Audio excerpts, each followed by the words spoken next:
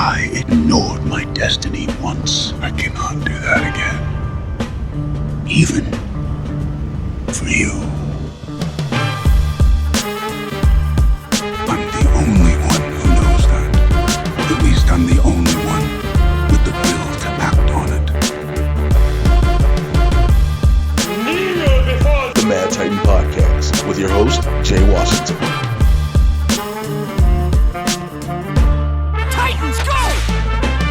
What's happening, everybody? It is a brand new episode of the Mad Titan Podcast. Me, your resident supervillain, Mr. Jay Washington. And your boy, B to the C. So here's what happened. We had actually recorded an episode, and you probably wondered, BC's probably wondering why I never put the episode up. Everything was terrible about it. I didn't feel like sitting up trying to play audio doctor, trying to stitch shit together. Oh, was it fucked up? Well, it was so jacked up because of the way for everybody remembering and not remembering, I'm tired. It is early. I've had a lot of technical issues, so I'm using a whole new computer right now, and so it was just a thing. It was a thing. Got a pretty camera on it. You look glorious. Low key, this is just the same camera. Oh, really? It's the same camera. It's just that it's on my laptop. Okay. So it looks so much more clear. It looks a million times clearer. I am so disturbed by that too. Like, I'm looking at it, I'm like, yo. So, thank you for everybody who was wondering where it was. Like I said, this is everything that's going on. As an update, as always, I'm week 6 post-spinal surgery. I'm back taking Norcos again because now I'm starting to have muscle spasm pain. It's not the pinched nerve pain. It's just regular muscle spasm pain as my back is healing. So that's been a thing. Like, it'll be times this muscle spasm start hurting because I got to keep stretching my lower. So that's been the prescription and direction from the doctor. Keep stretching, just stretch. What I've been doing. What was that? What was what? You didn't hear that? Oh, nah, they out there doing the yard right now. I tried to tell them that we trying to make a all-star podcast here, but they didn't. They said we got to get the yard done. Okay. I like how you just brushed that off. Was like, oh no, he going crazy. Anyway. Oh, I didn't know. Because I heard it vividly. But yeah, so getting through that, just got to keep stretching and all the stuff like that. Yeah. So what you been up to, man? Shit, let me tell you something, Jack. I took the day yesterday to be an adult and get everything done, and I was going to be a good, productive human being. I decided to go. I had 3 doctor's appointments yesterday, Jay. I had therapy, I had doctor to get my medicine re-prescribed, and I had a vision doctor. Come to find out, I don't have vision insurance, so I couldn't actually go to that appointment. As soon as I got there, found out don't have insurance. Awesome. Yeah.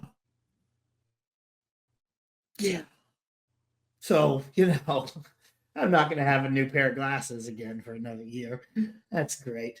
But I did get my prescriptions refilled, so that's good. I'm not going to. You're frozen. No, you're good. No, I'm just standing there like this. I was just like this. I don't know what it is that when we start doing this, I am literally inclined to believe it's you. I don't know how, because my stuff working perfectly fine and it's yours that ain't working so well. That ain't, man. Look, don't put that on me. Because I'm not using nothing that shouldn't be used. Anyway.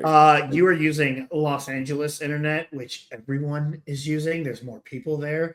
You know what? And I've noticed it too. I have a lot more, and I will say this, I do notice that. I think that's why I'm like, we got to start doing this another time, because when we try to use it, I think everybody's using the internet. Waking up and immediately starting to use the internet. And so because of that, it is literally slowing the internet down. Like I can use the internet for the rest of the day for the most part to be okay, but continue. There's peak times and shit. So yeah, And that's what it is. I I'm think, I'm on peak LA time. mm-hmm. But go ahead. It's 10 o'clock here. Most people are already gone and at work in my neighborhood. Everybody getting started. So mm-hmm. You don't have insurance. No, I don't have vision. So I've had these glasses for about 4 years now, and I can tell that my the prescription is out. But now I can't re-enroll for vision again until like December or something. So that's great. So what I did, I don't have a regular job. So, and even when I did, I didn't have, I was doing part-time work as a bouncer. Mm-hmm. So I didn't have vision insurance or health insurance. I just have shouts out to the Medicaid that if it goes away, I'm gonna cry. But I just went to America's Best. Yeah. And I mean, great. It was like for the 2 pairs of glasses I have, basically because of my prescription, it was like $250, $300. Mm-hmm. Problem is, I need a new prescription. That's what I'm saying. It was a brand new prescription. Oh, they can check your prescription for you. They check when. How do you think they give you glasses, bro? Last time I used American Best, I had to take my prescription to them, and they screwed it up and gave me the wrong glasses. Was your prescription based on glasses or contacts? Glasses. Oh wow. Yeah. Oh wow. Yeah. That's why I never use them again. I can understand that. So yeah, but that's all the things that's been going on there. I should have tried. Nope, I'm not gonna even bother because I'm just gonna try to open up something on the desktop. I was like, leave that be. Man, listen, I'm gonna get through this, and I'm going to be what I need to be for the time that I'm recording this shit because the people want me to be it. Thank you to everybody who's donated to the GoFundMe. I will have the link in the description for both here on, if you're watching on YouTube or audio, if you're listening on Spotify, wherever you're listening to. For those who are new to what this is, I get you caught up on all the things happening. We get you caught up. I keep saying I, and I'm going to say this. I have to start saying we because he's a part of the show. Well, to be fair. All right. I get you caught up with all the things happening in the Marvel and DC. You started talking and fucked your whole chance of being acknowledged up. This is Barbershop Talk for Nerds. So, it's a lot is about to happen. We're starting. San Diego Comic-Con is in a month. CCXP in Brazil has been happening, which is now becoming a very, very prominent Comic-Con. It is starting to catch a lot of steam. But I got to hit you off with there's not a lot of it, so I'm going to give you the DC news first. So in a recent interview, Supergirl Woman of Tomorrow star Millie Alcock revealed that her, when she was screen testing, she was in absolute fear. So this is what she said. She suited up as the girl for Steel for a screen test along with another girl who was most likely Megan Donnelly. She said she felt absolute fear upon learning she'd be taking flight as the new big screen Supergirl. She was like, I was in disbelief. I initially was like, what have I done? I then invited all my friends over to my house and we drank champagne. During a screen test, you're in a room with another woman vying for the same part, and you're all dressed as the character. The studio will get you lined up in the makeup truck and put the makeup on you and then test you on the stage. For Supergirl, it was myself and another girl. It was really scary. I thought I was going to vomit, but it's just fear. That's what happens. This job has been a journey of overcoming my own fear. Every time I hear this girl talk, I fall in love with her more and more. The girl is she's white. She's just an awesome person. Because she's white.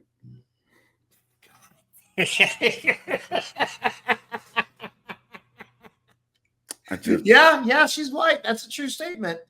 Now, there's gonna be somebody listening going, well, what's the problem with a white woman? Just saying, white dude brought up. Just saying she's white. Say she's white. You got to point out, hey, fucking white bitch. Yo, that was not me. Just want to say that statement did not come out of Jay's mouth. Okay, go ahead. Hey, man, I'm trying to record here. Mowing the damn lawn. Sorry. Yeah, I do. And that's really cool to see. That she still has those butterflies, and not still because she's that new up and coming star. I don't know about you, Jay, but every single time before I walked through that curtain in wrestling, I was terrified. Every single time until I walked through. Once you go through, boom, lights are on, you ready to go. But that initial, oh God, let's go, makes you feel scared if you still love it. And that's what I like to see, that she's all into this and she seems so excited, and I cannot wait to see her kill this role. Well, we'll see her first in Superman, of course. But I agree. I think also one thing you kind of forget we're forgetting is when you're talking about a role so massive as Supergirl, right? And for some people, there are some actors who feel like this isn't a massive role. But when I say massive, I mean not just the fact of it being a character that's been around for a certain amount of time. It is that it is going to be a character in a blockbuster film, not just in a regular film or an art house piece, but a blockbuster movie that is expected to generate a lot of revenue. You know what I'm saying? So all this pressure lands on you. Now, here's something I'm going to say, and it needs to be addressed. While I'm happy she's working, I'm happy any actor is working, maybe except 3 people, but I do really, really, really wish Sasha Cali was given a better chance. Yeah. That was a real bummer. I loved her in that role. Yeah,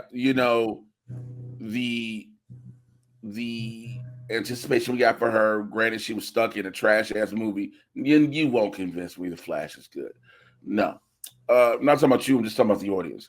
Listen, I would try because I enjoyed the Flash. You also despite Ezra, and I enjoyed Venom. Yes, I know. So what are we even talking about here?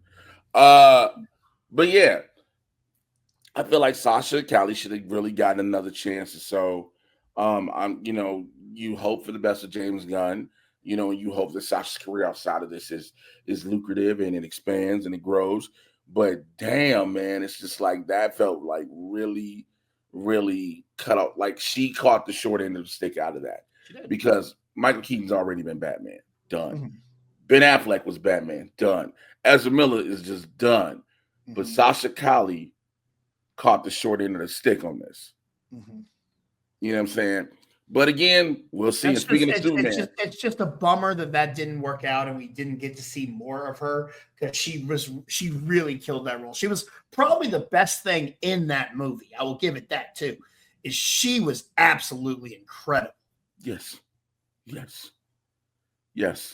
So speaking of Superman, so I've talked about this a lot, and it has gone around like different Hollywood circles. And after I bring up the story, I do have an addendum part behind it I have to address. So Superman, there is a report that reveals how much it needs to turn a profit and what failure would mean for the DCU's future. Now, a new report reveals its budget and how much it needs to turn a profit to be considered a hit. And what happens. Now, this is from the Wrap. According to the Wrap, it has a $225 million budget. So, the Wrap spoke to one talent agent, They said the movie would need to gross as much as $700 million worldwide to be considered a success. They said, while release dates are important, I don't think the challenge is Jurassic World Rebirth or any other film. The challenge is almost entirely a question of if Superman resonates with today's audience. Did they successfully update an Eisenhower-era character so that the 2025 Gen Z audience can identify with him? This is that same agent going. The simple brand recognition of Superman will probably take them close to 500 million worldwide. But anything above that is because the audience identifies with the title character. So, I have heard it needed to do $1 billion. I've said this repeatedly. And I do agree that it needs to make money. Now, some people believe that 500 million would be enough for it to turn a profit. So, this is what somebody said. A DC insider said this. Outside of anything Batman related, DC will most likely wait to react to how, quote unquote, how Superman performs. Not quote unquote, sorry about that. So, how Superman performs before deciding on which superhero from their library to tackle next. Greenlighting Supergirl may seem risky, but it extends the new universe they are trying to establish and shows a commitment to the larger brand. Okay, going back to what I was saying. Yes, Superman is a known character, but I feel like you are supposed to start with Batman. I do not know if Superman makes 700 million.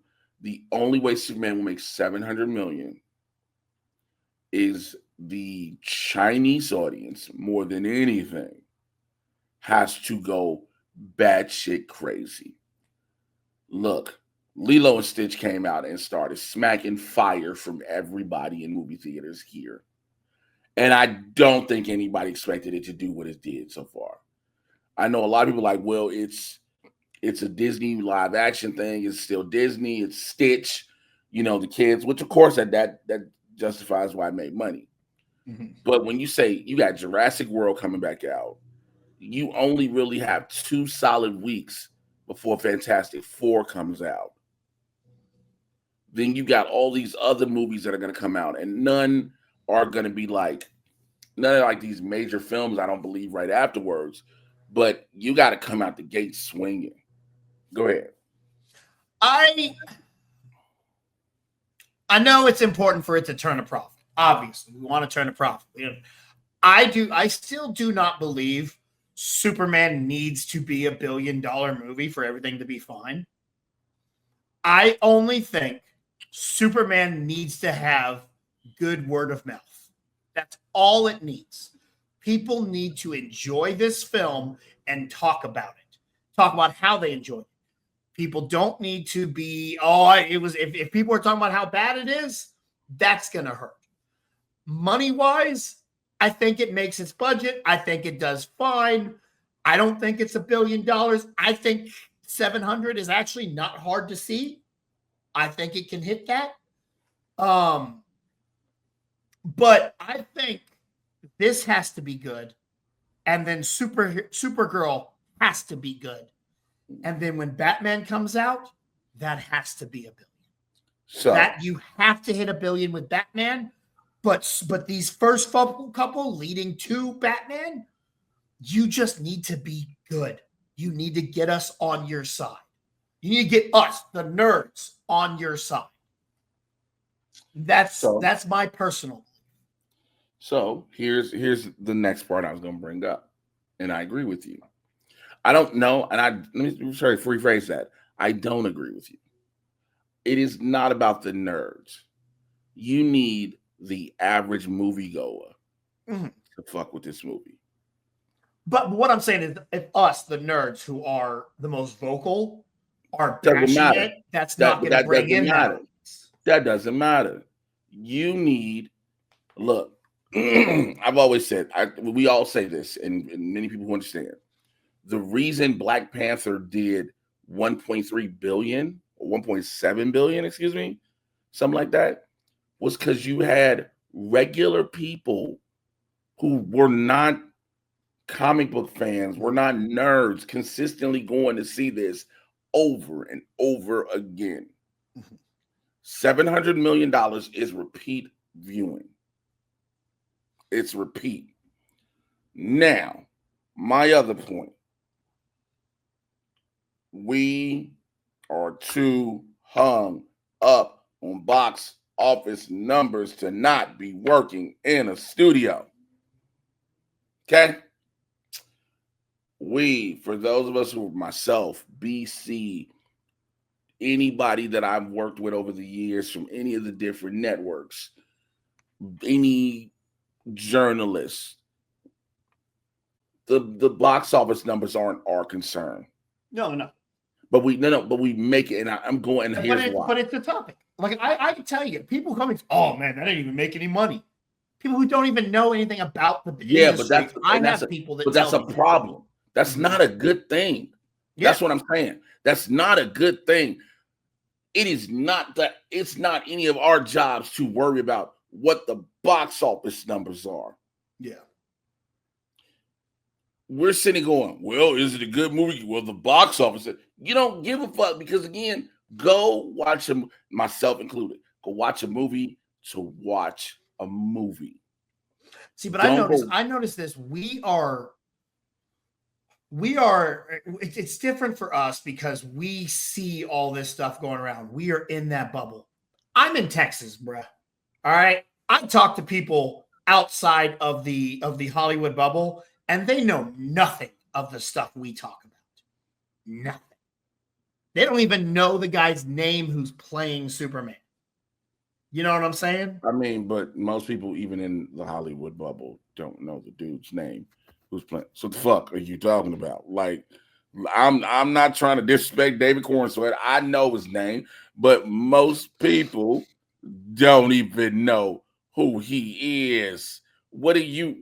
That doesn't mean a thing. Speaking of Texas, go back to the Shut Flash. The fuck up. I'll be in Dallas, Texas this Sunday. The Dallas Comedy Club. One show 8:30. Go ahead. But go back to the Flash. I know so many people who had no idea any of that news about Ezra Miller. They had no clue that any of that went on. All right, y'all ready for it? I'm gonna take a sip of my water while he's talking to us. Go ahead. Oh, I know that was kind of the end of. This is some good refreshing water. Some good water. You started your statement by saying, I am in Texas. Okay. And this would apply to California, outside of Hollywood, Los Angeles. This would apply to New York, any other place. Every place has their own bubble in which they are inundated with things that fit that bubble. It does not surprise me that Texas, Dallas or otherwise, would not know that a dude who was from the Fantastic Beasts franchise was accused of being a dude running a cult and a whole bunch of other shit. It wouldn't surprise me. Excuse me. It wouldn't surprise me if somebody in Mississippi didn't know, or Alabama. Ohio. There's certain areas that it does not surprise. Huh? North Dakota. Yeah, you have a little North Dakota. But yes, but you get what I'm saying. It's like there's certain places that it does not. But that's what I'm saying. The majority of people don't know this stuff. It's just us who are in that news outlet and bubble. We know it all. But my mom has no idea who Ezra Miller even is. Yo, look, I'm trying to be a Christian, y'all. And I have to say that because the jokes that came up when he was like, my mama don't know who Ezra Miller is. And I had to keep myself from saying some wild shit. I was almost like, your mom act like she don't know who I am either. My mama don't know who you are.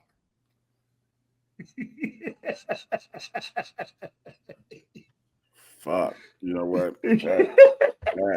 Well, you think she don't even watch the stuff I do on YouTube. What you think she yeah, watches but you? She ain't gotta watch. She ain't gotta watch YouTube, baby. And you know what? It's not working. So reportedly, 4 actors are currently testing. Speaking of testing, we talked about earlier, for the role of Clayface. Now, yes, you know that is still a thing that's happening. So, according to some sources, George McKay, don't know who the fuck he is. He's from 1917 and the Beast. Tom Blythe from The Hunger Games, The Ballad of Songbirds and Snakes. Jack O'Connell from Sinners and Startup. I guess he was Remick. And Leo Woodall from One Day in White Lotus are all testing. And they say one of them will be Clayface. And the movie is set to have a $14 million budget and a Hollywood horror tale centering on a B-movie actor who injects himself with a substance to keep himself relevant, only to find out that he can reshape his face and form, becoming a walking piece of clay. not gonna lie to you, I just thought it was gonna be Alan Tudyk. Yeah, I don't think he was going to do the. I didn't think he was going to do the live action version. I mean, he's amazing. Yeah.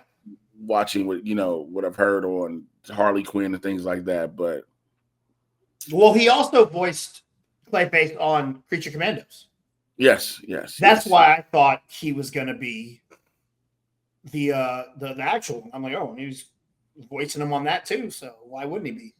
All right, so let's move on. That's all the real DC news I have, and please don't think I'm just trying to.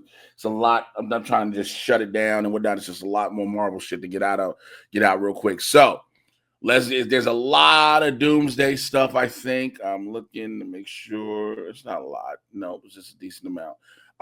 So I think we've been said this, but there's a rumor coming out now about Doomsday that reveals Channing Tatum's Gambit and the Marvel's connection, and I've said it numerous times. The rumors coming out that Gambit is now in the Deadpool and Wolf is in the universe that Monica Rambeau is in at the end of the Marvels. Duh. That's Deadpool's universe. Yeah, well, no, that's the point. Remember, not Deadpool. No. Deadpool's universe, the Void is one thing. Even where Deadpool is from himself is another. Gambit, Channing Tatum's Gambit, is from the Fox X-Men universe, which is technically Deadpool's universe. Yeah. Yes. Yeah. You're right. You know what? I messed myself up. You're right. Yeah, that Wolverine died, and we brought in the new Wolverine from the Void. Right. But we never got to see. The thing is, Gambit never got to be seen in that universe. So we just because the only reason I thought about it differently real quick for a second was, yes, in Deadpool and Deadpool 2, we've seen because in Deadpool 2 and Deadpool, we only get. But those are the younger versions of the ones we're going to see. Yeah. Because in Deadpool 2, we get the McAvoy X-Men. Yeah. Who are just younger versions of Patrick Stewart X-Men. No, those are Days of Future Past. Yeah, I mean, yeah.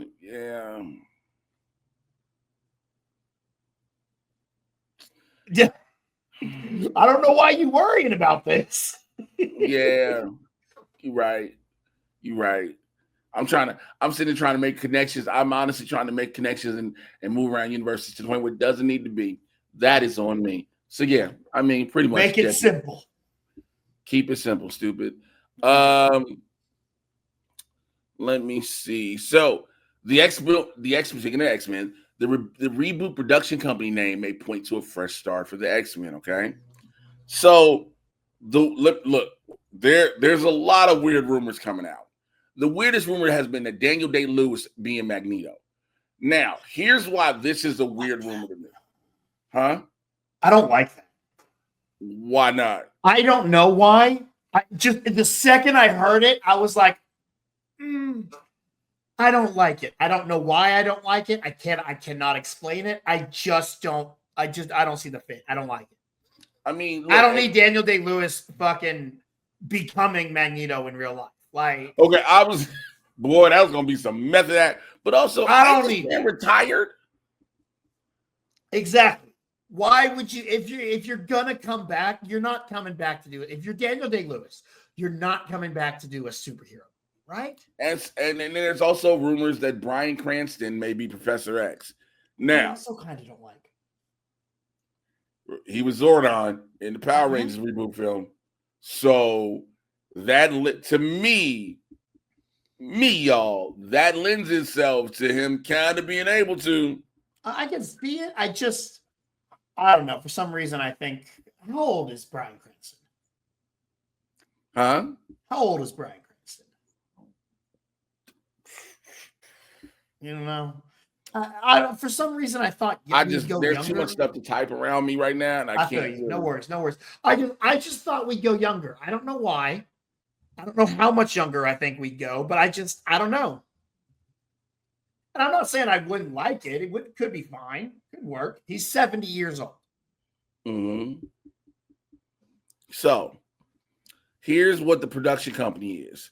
So the reboot production company is called Atlas Hall Productions, and the working title of the movie is Chunnel, Chunnel.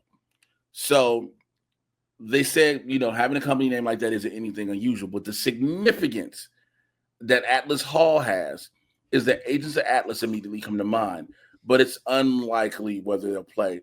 However, it'd be suggested that it's a nod to Atlas Comics, the 1950s comic book publishing label that evolved into Marvel Comics.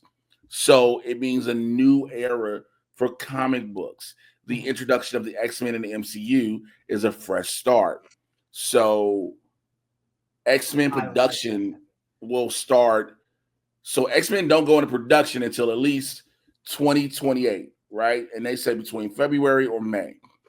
And all the production has been registered in the UK, and the bulk of the shooting will take place there. So he's told Kevin Feige said that he has a 10-year plan for this. So basically what's about to happen, what I'm assuming is let me do this in this order.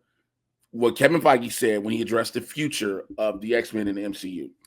I think you'll see that continues. I think you'll see that continues in our next movies with some X-Men players that you might recognize. Right after that, the whole story of Secret Wars really leads us into a new age of mutants and of the X-Men.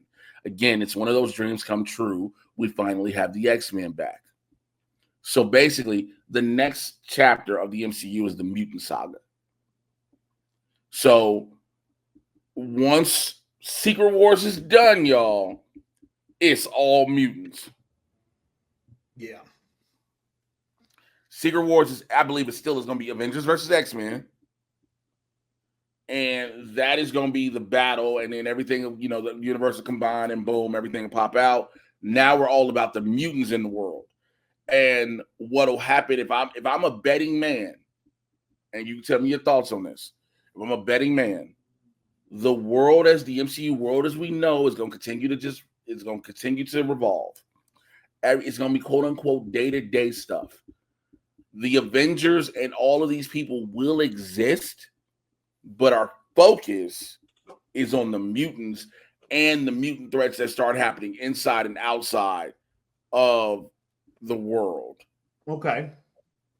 My only fear with that, and I hope he doesn't do it, is a rush to the Phoenix. Well, come on. We have to see the Phoenix again. I think it should be the first one out of the gate. I'll never forget when I saw Dark Phoenix before you. I texted you. Have you seen it yet? I'm walking in. Oh, good luck. This man sent me messages. He's like, oh no. Oh no. I remember walking into Dark Phoenix, less than optimistic and everything. And I remember walking out of Dark Phoenix a changed man. I remember walking into Dark Phoenix a lesser human than I had when I walked in. I remember walking out of Dark Phoenix and thinking, there is no light at the end of the tunnel. There is no hope. There's nothing. I walked out of Dark Phoenix, and unaliving myself wasn't an option, but putting myself in a deep coma was. Figuring out how do I erase from my brain what I witnessed, because it was bad. So bad. It was so bad. How could you make Jessica Chastain so bad? What'd you say? How could you make Jessica Chastain so bad? So fucking bad. So let's get into this. So it's a lot of Daredevil news, and then one little bit that shocked me because I didn't think this one was going to happen.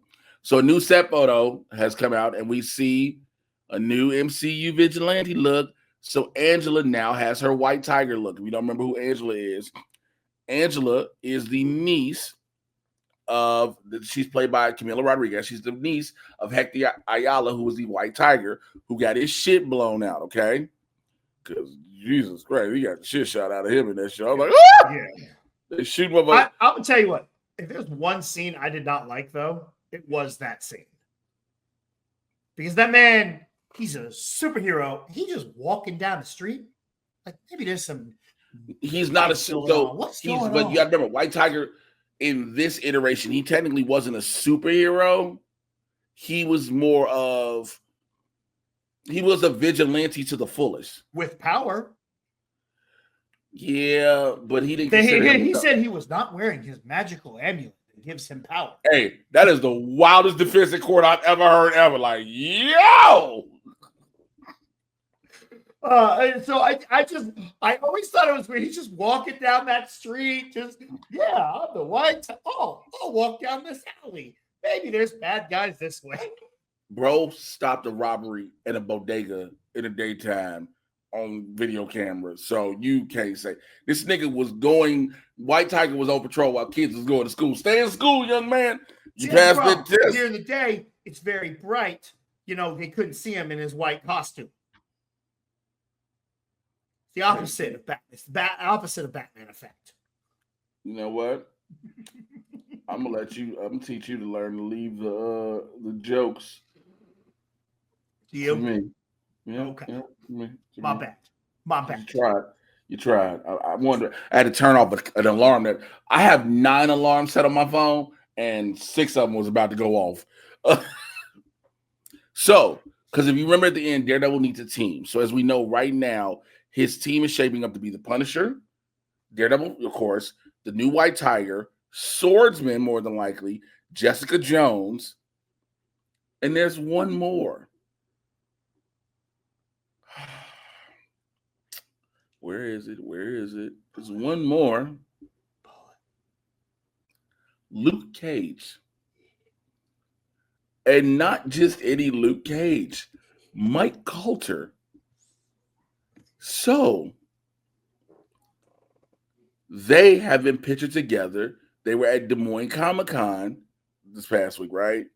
Now, of course, it's just they've been together. Maybe they were just there. Maybe they just had an appearance. They just had an appearance. But what Mike said to Collider early this year, I still have hopes for it. I don't think about it anymore. I think there's always time. I don't think it's impossible. Anything can happen. I told him, like Mike said for a while, he didn't want to do it because, the extensive schedule. And I know this from him personally. But I will also say, when you back a truck up with cash, I don't want to do it for Netflix right now. Oh, it's Disney money? Yeah. This has Disney money with potential to be more Disney money, because if you're going here, there's this massive thing that everyone will probably be involved in coming up. These 2 massive things, even if it's just an appearance in it, it gives you that money off of that too. Yep. So now here's the reason too. It may be a thing, like not only just him, but his team, Daredevil's team, needs some muscle. And having Jessica Jones is a little bit of muscle, but what better muscle to have than Luke Cage himself? Mm-hmm. So, I mean, again, I it would not shock me to see Mike show back. It would shock me, but it was like, again, it's Disney money. I know Charlie Cox has been kind of trying his best to make sure he can get people back. He's like, hey, don't you want to come do this? Charlie Cox was like, hey, what you doing? Huh? Oh, also, you know who he needs to call though. Okay, so moving on to the next subject, because I know I'm not even going to give you the opening to do that one. Nope, not at all. Nope, not at all. I know you had that. Nope. Rumor is we have not seen the last of the Eternals in the MCU. Okay. Good. Now, there's reports that, of course, there's not another movie. Okay. Good. There's not another movie set, but according to Alex Perez in his latest Discord Q&A, the Eternals are, quote, not done for. there'll be more about it in the next saga. So, meaning they'll pop up in the mutant saga, which I always thought. So I said this. If you've ever read the story of the Eternals, if you read the comics, have you read the comics? No. I didn't know who the fuck the Eternals were. Okay, fair. We're creation from Jack Kirby. We're Jack Kirby creation. Yeah. So when humans were around, the Celestials came down, experimented on human DNA. When they experimented on humans, they created the Eternals and Deviants. Okay, they created them both. But the thing is, you can say they've been around for so long. I was under the impression you can use the snap with cosmic radiation with them as well to introduce mutants. Mm-hmm. And I'm talking about not just a snap, like 4 snaps. Okay, because remember, Rocket said Thanos snapped. We saw an immense amount of gamma radiation never seen before. Right. When Bruce snapped, when Bruce snapped, he was like, "Oh, you can say I was made for this." All these things, gamma radiation, changing DNAs, ipso facto. Then Iron Man snapped. Then who? Then Iron Man snapped, and we did it all over again.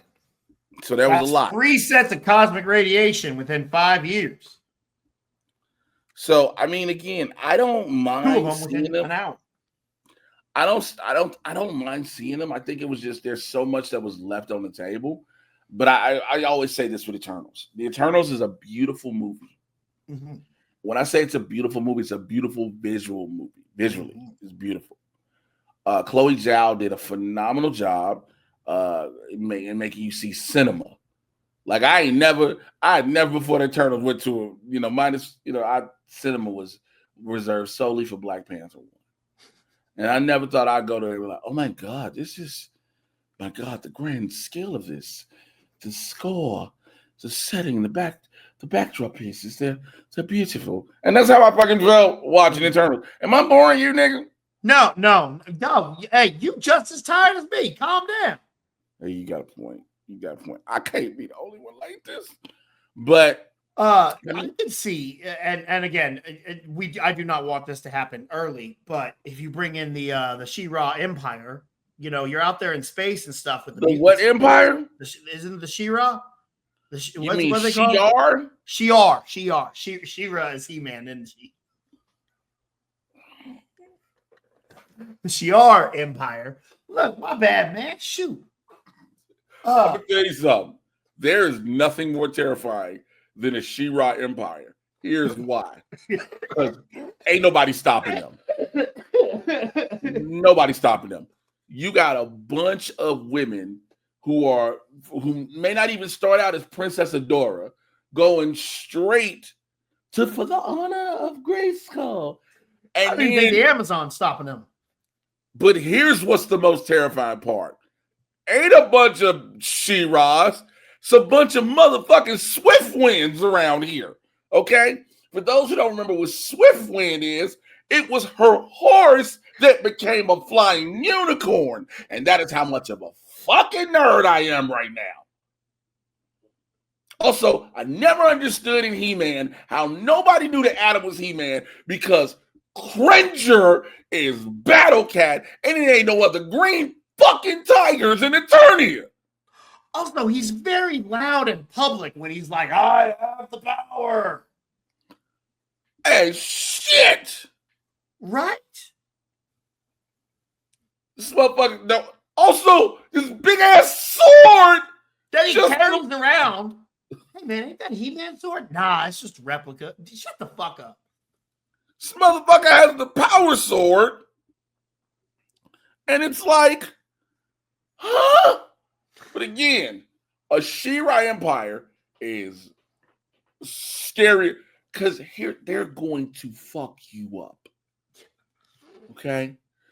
Do not think that, oh man, it's just a bunch of bitches. I can't. She-Ra will fuck Empire?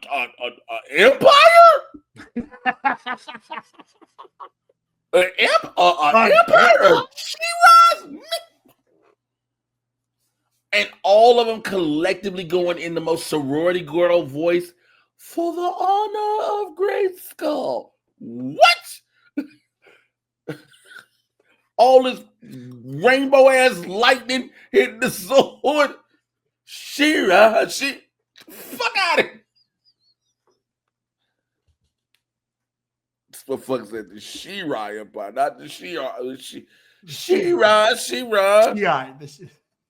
Oh, so by the way, so remember we talked about CCXP, which is the Comic Con in Brazil.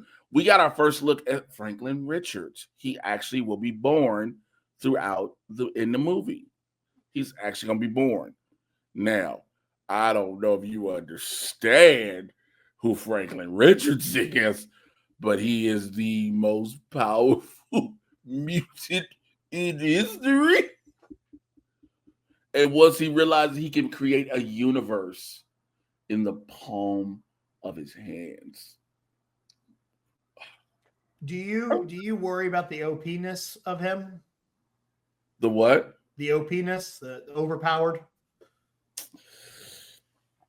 Oh, no. And I'm gonna tell you why. Because look, he is the one person I am not worried about. He is meant to be overpowered. Yeah. He is not like the fuck up that Marvel Studios had. Oh my God, Jay said that Marvel Studios had a fuck up. Yes. When they gave Gaia the power of every fucking Avenger. Captain Every Power. I was just arguing in Secret Invasion. Mm-hmm. Because that's why I'm like, why is this a thing? Because now there's nothing that can be. If you need that, why is Amelia Clark not just showing up? She has the power of Drax's arm. We need her. There's no reason she shouldn't be everywhere we need. Like you and Fury, y'all had a come to Jesus moment. Y'all cool. So now every time I need some world in this shit, I'm calling her. I don't give a fuck if I ain't got a team of niggas. She is a team of niggas. That is wild to say about a white woman. But she is a team of niggas. Like, I'm calling was the mother her. Alone. I don't need it.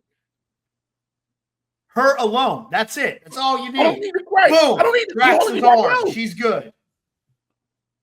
She got Drax's arm. She got Carol Danvers' powers. She got Hulk strength. She got all this shit. She got some of Cull Obsidian. I don't need none of. So again. All right. Oh, also.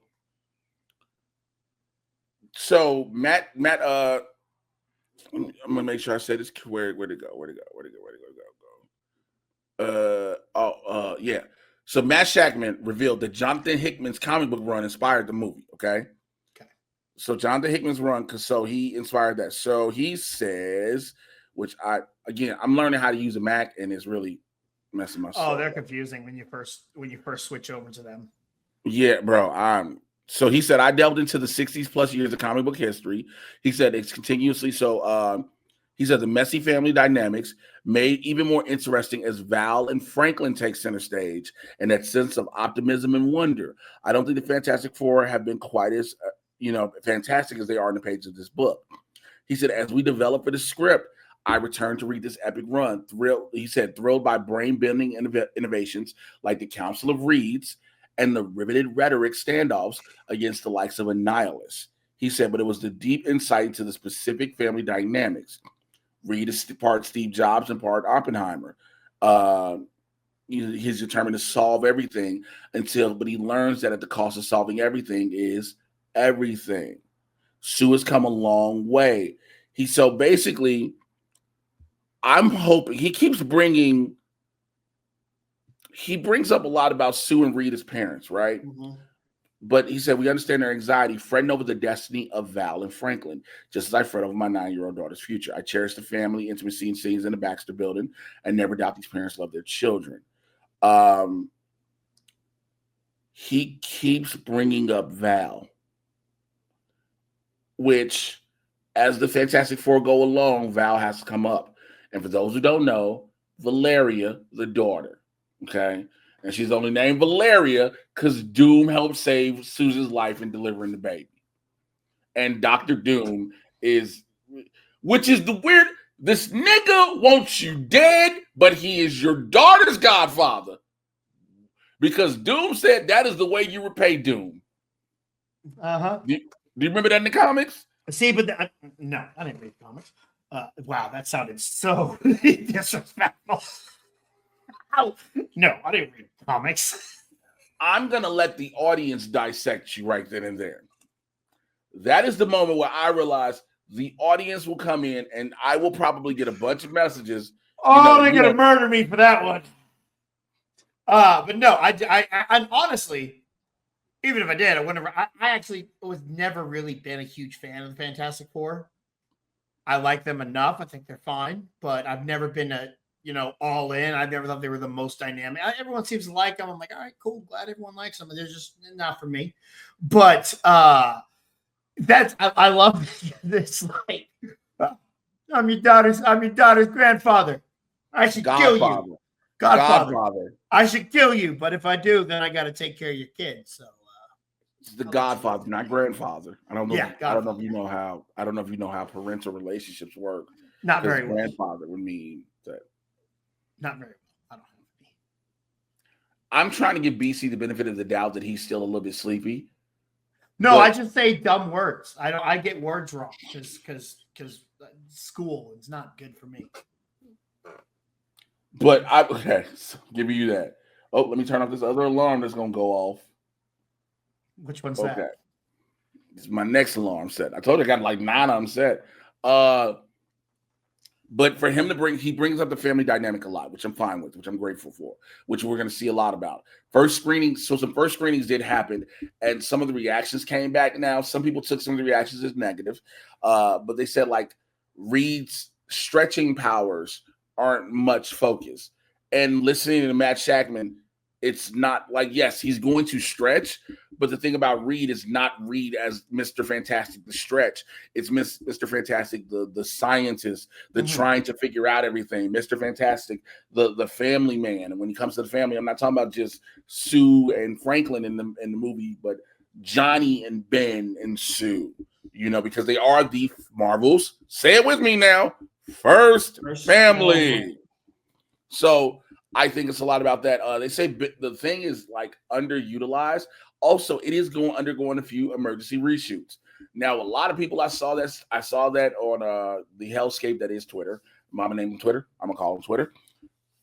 I saw that Fantastic Four was undergoing some emergency reshoots. People like, oh God, here we go. It's gonna be terrible. And again, I wish people would shut the whole entire fuck up. And I say this because reshoots are always a thing, even up until the last moment. There are movies that aren't even live action that have had reshoots and add-ons and everything until the last second. What am I talking about specifically? Spider-Man Across the Spider-Verse. I was at the premiere when the directors told us that the reason we only got the premiere, they just picture locked on the thing 2 days prior. Mm-hmm. So it happens. It happens. Yeah. Go ahead. No, I'm agreeing with you. Absolutely. I don't understand why we constantly bitch about it, even though every single movie goes back for reshoots. And every single time we're like, oh no, this is bad. Shut the fuck up. Look, I wish. So again, I brought up earlier, San Diego Comic-Con is coming up in July. I will more than likely be there. So please, more than likely not. Because he chooses not to come. Oh, wait. Now, if you can give me a badge, I'll be there. Bitch. Sorry, that bitch was way too hard. And that was undeserving. that was kind of. I will gladly go if someone brings me there. I am not paying to go to Comic-Con. The only thing I would tell you you'd have to buy is your own room, because that's the only thing I'm kicking. Bro, I'll be there. Look, you work, you do a podcast now. You are a part of this podcast now. You help to control. I wanted to keep the Mad Titan website up, but I don't have the money. Like I wanted to keep I got the thing for the renewal, and I was like, well, fuck, man, I got to let the site go because I wanted to re-update. Because like when I started doing this, I would update the site regularly and everything. I wanted to update the site and keep this going, huh? We're talking about off air. I didn't hear. Okay. So Marvel Studios will not be at Hall H this year. They have announced that. So this ain't the first time they skipped Hall H, okay? But they said they're focused right now on getting Doomsday and everything together. Now they're still going to have a major presence this year. They said they're going to have a massive footprint. There's going to be a fully redesigned immersive booth, that leans into the Fantastic Four because Fantastic Four does release the Friday of SDCC. Mm-hmm. So a lot of people are wondering what might they do. So I don't know if they have if they have a regular Marvel panel on top of not having a Hall H panel.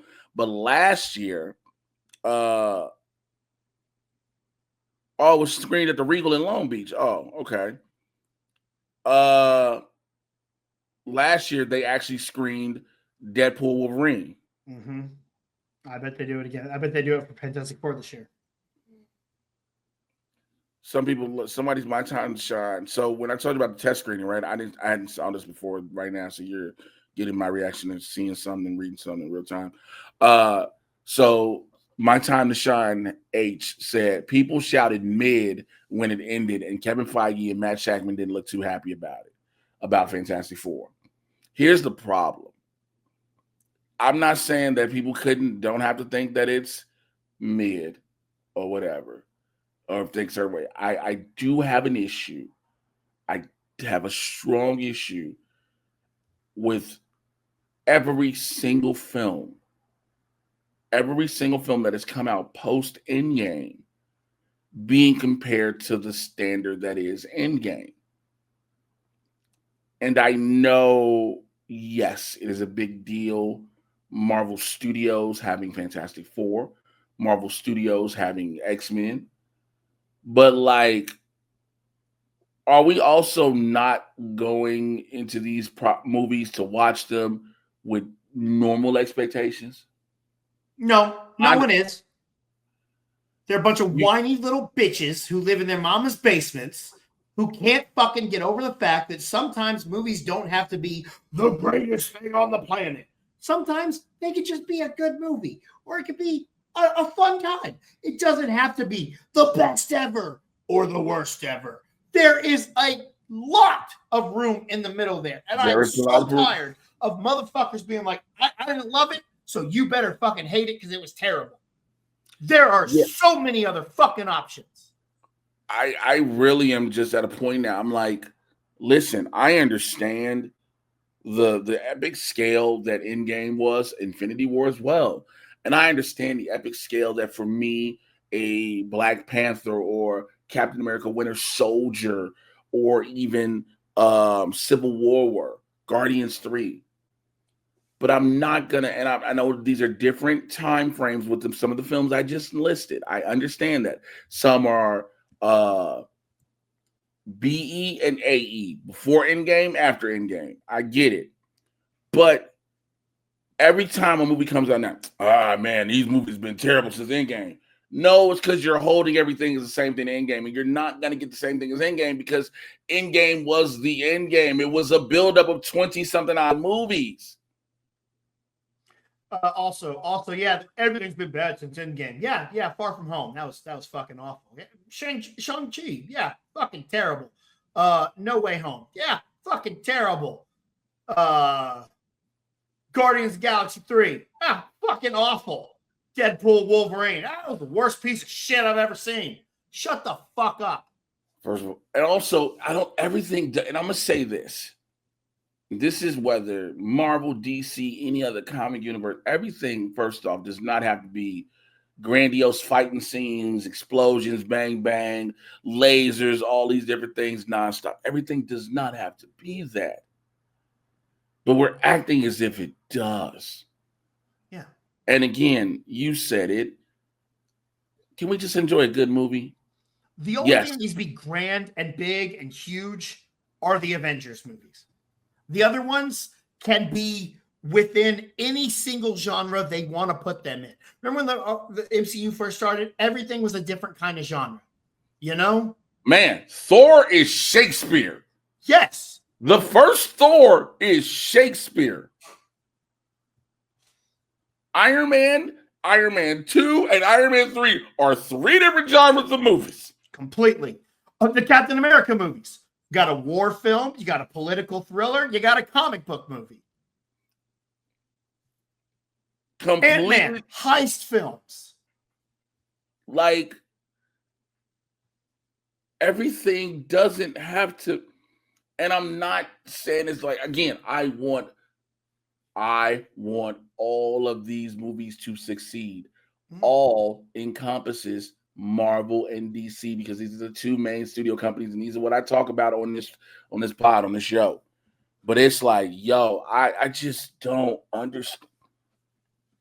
It's like these motherfuckers want to pay for a movie they hate. They just want to be angry at it. Yeah, it's something, because I don't think a lot of people want stuff to be good. I don't. No. I don't. I think I want it's to like, enjoy every single movie I go to. I go to movies hoping and looking forward to enjoying them. It just it just doesn't make sense to me. Oh, well, people can't not like something. No, you can. You can absolutely dislike something. You can absolutely not think something's good. But some people are intent on being like, well, if it doesn't meet up to this particular movie that was a grandiose film, that means you don't give it the chance to be its own thing. Mm-hmm. Also, yeah, no, you don't have to like everything. If you don't like something, you also don't have to talk about how bad it is. You can just talk about the things you do like. I have a friend who fucking hates Star Wars, hates it, but he keeps going to see every Star Wars things that come out. I'm like, if you don't like Star Wars, don't watch it. I do not like Harry Potter. I don't watch it. And guess what? I don't get angry about it.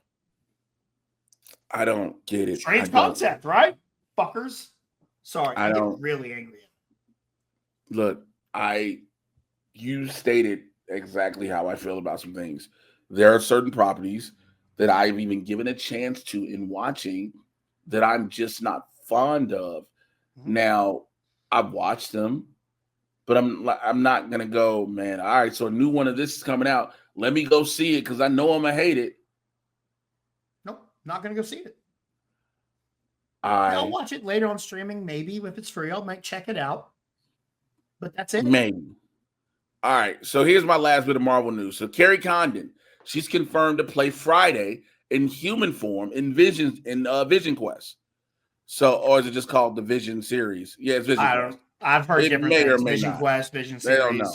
Yeah. So Carrie Condon, now this isn't the first time she's been mentioned in connection with the Vision show. So she voiced Tony's second AI Jarvis who's Paul Bettany. Mm-hmm. But there's also talk that isn't she married to Paul Bettany? Paul Bettany was Jarvis, remember? Yeah, but isn't she married to Paul Bettany? Is it? I think she's married to somebody. Yes, it is Friday. I'm like, is it Friday or is it the voice in Peter's suit? Oh, yeah, I don't know. It's one of those. No, it's the voice in Peter's suit that's married to her, to Paul Bettany. That's right. Let me see something. Who is? What did he name her? God damn it, that's gonna annoy the shit out of me. Parker's. Oh, because he's like, I need to call you something. Jennifer Connelly. Karen. Her name's Karen. Karen, that's right. Jennifer Connelly, that's right. It's Jennifer Connelly. I was like, okay. It's not Carrie Condon, no. Okay. All right, that makes more sense. Condon, no. Yeah, I knew because I was like, yeah, Friday. I know Friday. I was like, Friday. Okay, boss. Yeah, because she's Irish. Cool. Yeah. So Tania Miller is gonna play the Bride of Ultron, Jocasta, which is going to be crazy. Because even the fact that what's his name is coming back for it, I was like, yeah. So for those who don't know, Jocasta. For those who don't know who Jocasta is, so James Spader's coming back as Ultron, by the way. So good. It's like, I thought it'd be cute. That walk in at the damn thing was doing the Iron Legion when he walked in. Strings. So Jocasta, for those who don't know, she's the bride of Ultron. So in the comics, she's later known as Jocasta Pym, excuse me. And she was created to be Ultron's bride, and she was given the brainwaves of Janet Van Dyne, which remains to be seen if she'll get the same origin story. Bro, I am so glad while I do this that my desktop literally just crashed on me. Oh shit. Like it'll do that and it'll crash, it went to sleep, I think, because I hadn't done anything on it. Yeah. But so yeah, Carrie Con is gonna be a live action Friday. We're getting Vision, we're getting Jocasta, we're getting Ultron for us. I don't know if we're gonna, because we gotta remember Ultron is in Vision. Yes. So it could just be something where it's like inside his head and he's having some kind of conversation with Ultron. You know what I'm saying? Because according to Paul Bettany, they don't know if it's going to be physical or if he'll be physically Ultron, but of course, I think it will be in his head because he is part of him. What if we saw James Spader as James Spader as Ultron? No. Could be interesting though. No, you don't like that? Oh shit. So there's a rumor. I didn't know this after reading this. So my buddy Todd Stashwick is in this film. Okay. So my buddy Todd Stashwick, who's was a writer and an actor on Picard, he's playing an assassin who's on the trail of an android and the technology he possesses. Because remember, White Vision is out here living, and somebody hasn't told him about January 6th yet. So rumors claim that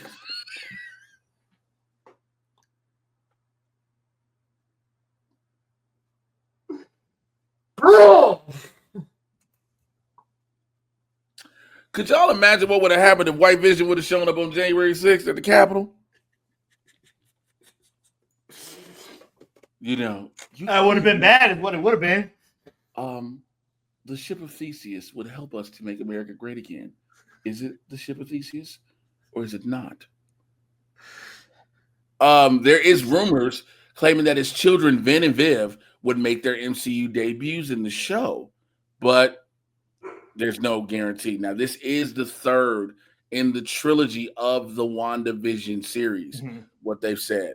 So, because again, it's like, it's the third part of a trilogy. So, WandaVision, Agatha All Along, and then Vision Quest. Yeah. So, all right.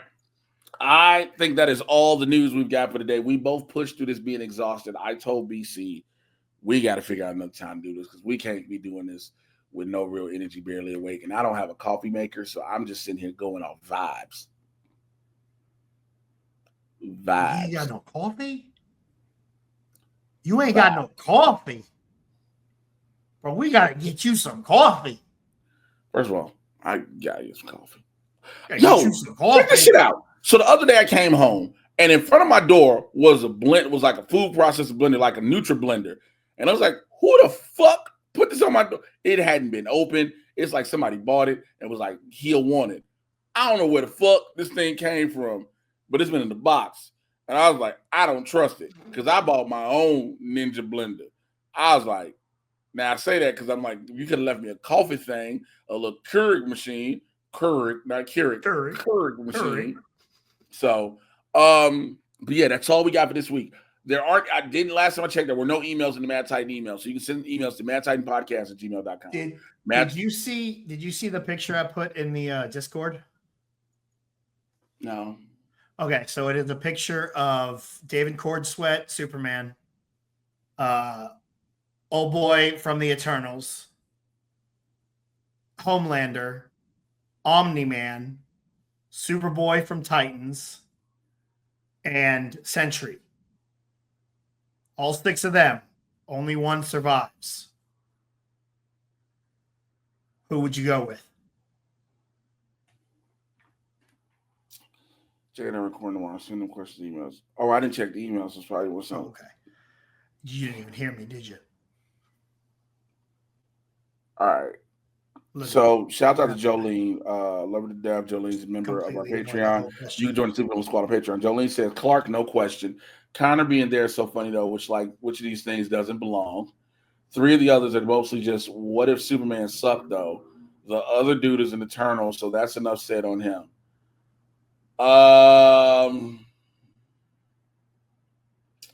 Yeah, I'm gonna have to go, unfortunately, Clark.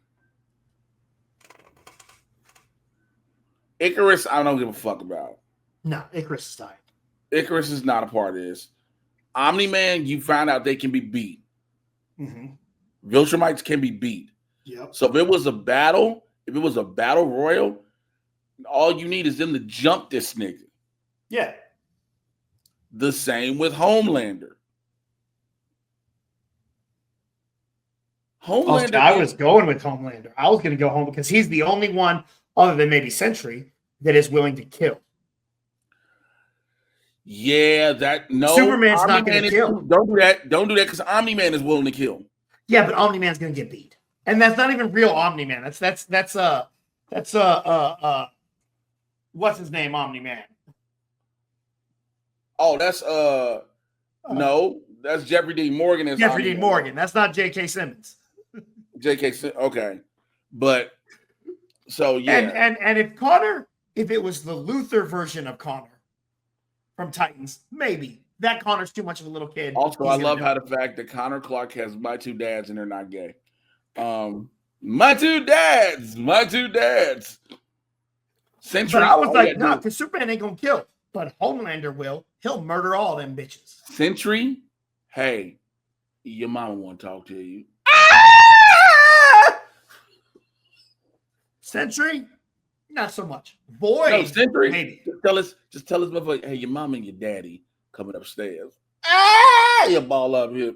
That probably was a line too far, but I thought it was funny. Homelander would kill because the only thing that stops Homelander is not on this list. Mm-hmm. The only thing that stops him is Soldier Boy. Exactly. So without him, Homelander can get kryptonite. Superman's done. And Homelander would get kryptonite and feed it to him. Yeah, but Homelander would shove it right up his ass. Homelander would do it, but Homelander would be stupid. If he didn't try to, Homelander is the type of idiot to throw Superman into the sun and think it's going to kill him. He's the type of idiot to throw Superman into the sun, think it's going to kill him, get cocky, and not realize, that was the worst thing you could have done. Yeah, I didn't even think about that. You see what I'm saying? I can't beat you. Okay, you figured out a way to dig this kryptonite out your ass. And I don't think Homelander could penetrate Superman's. I don't think he could penetrate his skin. Hey, man, he got a hole in his ass. Are we sure of that? Does Superman not shit? Does he shit? I don't know. I mean, I assume so. I mean, he got a belly button, don't he? If you got a belly button, you probably got a shit. You ever say that? I'm not looking at this nigga's navel. Navel?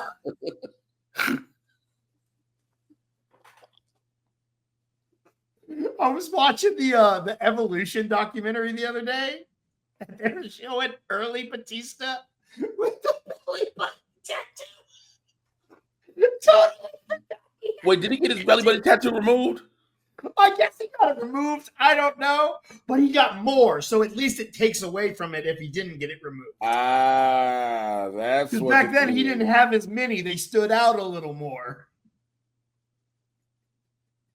Yeah, when you got one, it stand out like a sore thumb.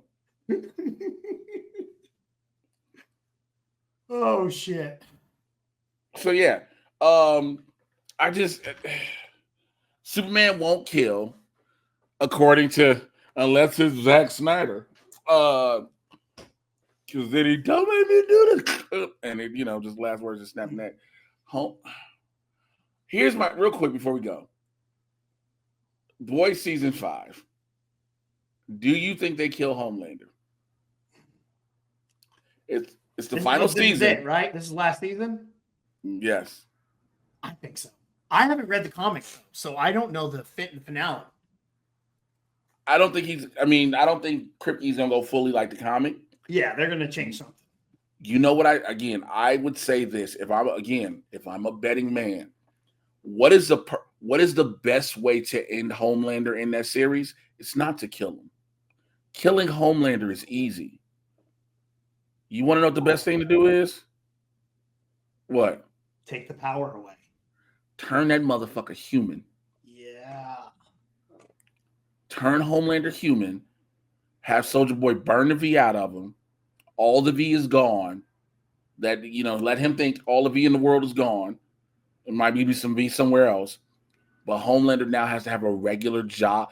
Yo, I don't know why I had a dream about this. Homelander gets to be, he working like at a fast food restaurant or something. Like he either got a regular, like he work at a fast food restaurant or he work at a cubicle. He's the postman. Because now he is normal. And every time he tries to talk shit, people just look at him like, "Shut your ass up." Like I believe that for Homelander is a fate worse than death. Yep. Everybody's like, "You got to kill Homelander." No. I love that, Jay. I love that. Killing Homelander is way too easy. The Magneto effect.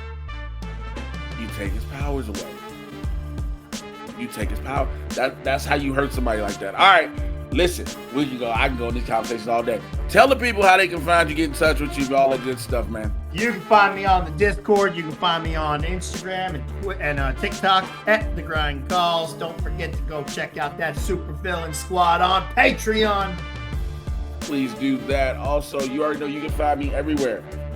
Facebook, Twitter, Instagram, TikTok, all these things at Mr. J Washington, MRJAY. You should know how to spell Washington. This Sunday, if you're hearing this, June the 8th, 8:30 p.m. Please grab these tickets, man.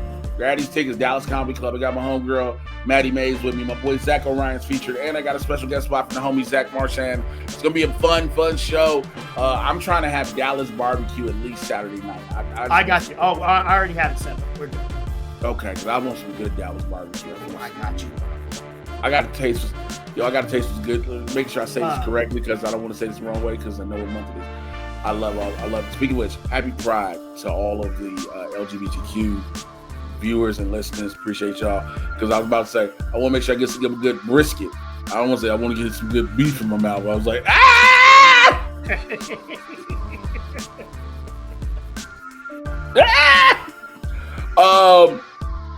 Make sure you see. We gonna get some barbecue, then we gonna watch some Money in the Bank. Some wrestling. Wrestling. Make sure you are subscribed here on the YouTube channel. Leave a 5-star review wherever you're listening to this. Something algorithm. Share this with everybody. We will holler at y'all next week. Hopefully, keeping technology issues aside. I think we figured out what the problem is. We're trying to record this on peak hours during the week, and BC has to get his life together so we do something better. Because I don't want to put this on me, because I know it's on me. All right, holler at y'all later. Till then, we're out. Bye.